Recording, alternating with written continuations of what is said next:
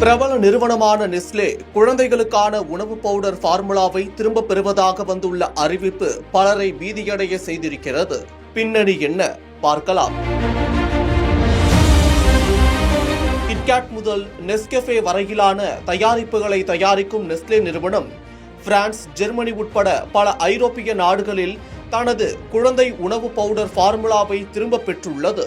அதில் செருலைட் என்ற நச்சு பொருள் இருப்பதற்கான சாத்தியக்கூறுகள் கண்டறியப்பட்டுள்ளதாகவும் இதனால் முன்னெச்சரிக்கை நடவடிக்கையாக பால் பவுடர்களை திரும்ப பெறுவதாக நெஸ்லே அறிவித்துள்ளது.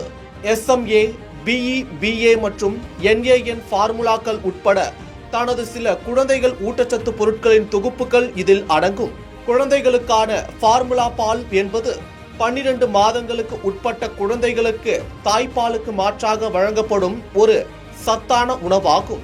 நெஸ்லேவின் ஃபார்முலாவில் செருலைட் இருப்பது உறுதி செய்யவில்லை. இருப்பினும் லேசான சந்தேகம் எழுந்துள்ளதால் உடனடியாக நெஸ்லே இதை திரும்ப பெற்றுள்ளது. குழந்தைகளின் பாதுகாப்பு மற்றும் நல்வாழ்வே எங்கள் முதன்மையான முன்னுரிமை என்று நெஸ்லே தரப்பில் தெரிவிக்கப்பட்டுள்ளது. நோய் பாதிப்பு எதுவும் உறுதியாகவில்லை என்றாலும் இந்த பவுடரை வைத்திருப்போர் குழந்தைகளுக்கு தர வேண்டாம் என நெஸ்லே தெரிவித்துள்ளது.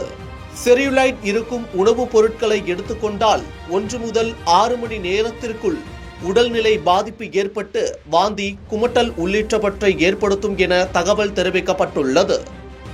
மேலும் சமைப்பதன் மூலமாகவோ, கொதிநீரை பயன்படுத்துவதன் மூலமாகவோ அல்லது குழந்தைகளுக்கான பால் தயாரிக்கும் போதோ இந்த நச்சு பொருள் செயலிழக்கவோ அழிக்கப்படவோ வாய்ப்பில்லை என்று பிரிட்டனின் உணவு தர முகமையால் தெரிவிக்கப்பட்டுள்ளது.